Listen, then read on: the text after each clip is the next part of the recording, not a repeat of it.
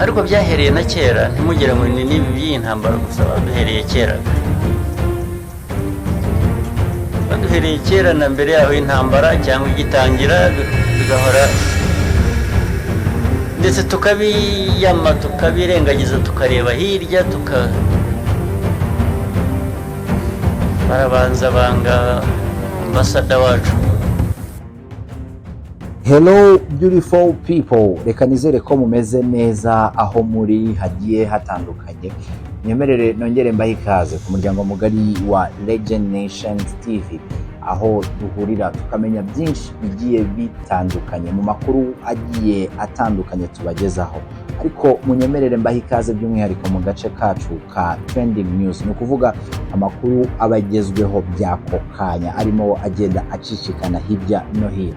Kigezweho kuri ubu ngubu nuko guverinoma y'u Rwanda yamaze gusesa amasezerano y'imikoranire mu bya diplomasi n'igihugu cy'Ububiligi, ndetse yamaze guha amasaha 48 abadiplomate b'iki gihugu kuba bavuye ku butaka bw'u Rwanda.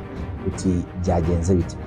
Ni umwanzuro guverinoma y'u Rwanda yafashe kuri uyu wa mbere tariki 17 Werurwe, ndetse ugomba guhita ushyirwa mu bikorwa. U Rwanda ruvuga ko rwawufashe nyuma yo kubyigana ubushishozi ingeri zose bitewe n'imyitwarire yabwo ya gikoloni.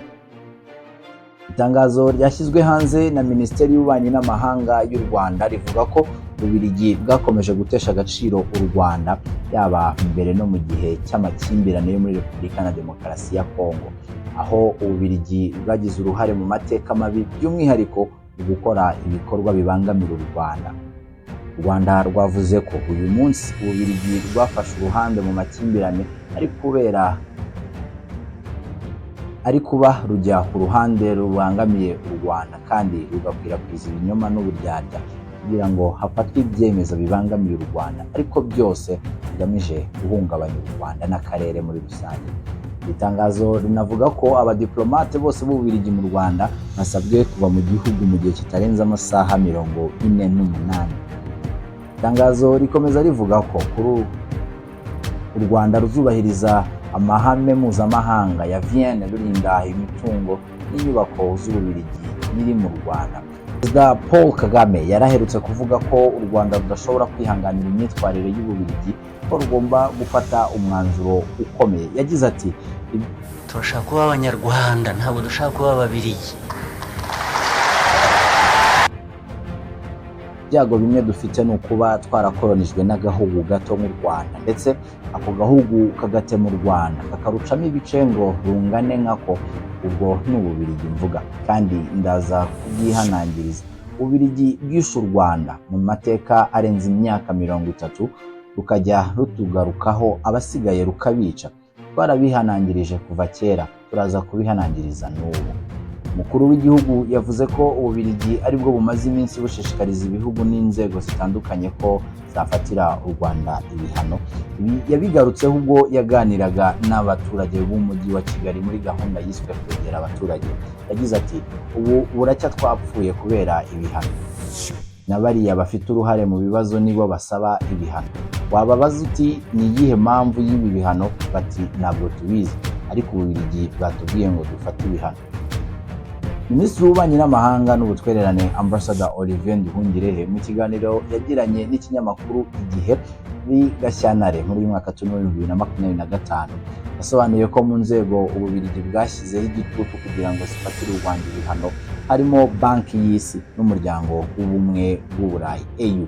Ati ni ibigo byinshi, Banki y'Isi, Umuryango w'Ubumwe bw'Uburayi, ni henshi naho batajya bajya mu nzego zose zitanga amafaranga bagamije gusabira u Rwanda ibihano. Kubaha Perezida wa Repubulika y'u Rwanda Paul Kagame yavuze ko Ububiligi bwahereye kera bubangamira u Rwanda kugeza naho bwanze ambasaderi warwo Vincent Karega bishingiye ku kuba ngo ataritwaye neza mu bibazo bya Repubulika ya Demokarasi ya Kongo. Yagize ati, ariko byahereye na kera ntimugire ngo ni n'ibi by'intambara gusa baduhereye kera baduhereye kera na mbere yaho intambara cyangwa igitangira tukabiyama tukabirengagiza tukareba hirya barabanza banga ambasada wacu twabohereje ngo ntibamushaka akaba ngo hari ukuntu ushobora kuba atarakoreye neza Kongo, ibyo tugiye kubizira, akongera mu kanya bati ntabwo tubemerera ko mugira mutya.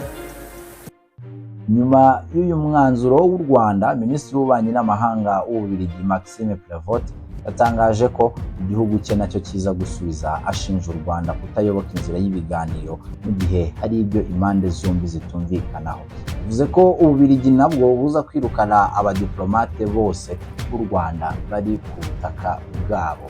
Ngayo nguko ibyo u Rwanda n'Ububiligi, ni umwanzuro ufashwe na leta y'u Rwanda nyuma yo gutekerezwaho neza ndetse ukigwaho ku mpande zombi. Ibi bije nyuma y'uko u Rwanda rwari rwanahagaritse amasezerano y'imikoranire n'igihugu cy'Ububiligi, n'ubundi nyuma yaho Ububiligi bwari bukomeje kugenda bufatira u Rwanda ibihano, kimwe mu bintu bitumvikanarwaho n'impande zombi. Ibi byose biri guterwa ahanini n'uko Ububiligi bwamaze gufata uruhande bukomeje gushyigikira guverinoma ya Felix Tshisekedi uyoboye Repubulika ya Demokarasi ya Kongo ubu ngubu, aho narwo rushinja u Rwanda kuba rufasha M23 na AFC, umutwe ukomeje kwigarurira ibice byinshi mu ntara ya Kivu y'Epfo n'iya Ruguru muri Repubulika ya Demokarasi ya Kongo. Reka mbashimire, bararikire gukomeza kubana natwe. Kuri wowe utarakora subscribe, mundira mwibutse gukora subscribe kugira ngo ujye urushaho kumenya amakuru agiye agezweho, update news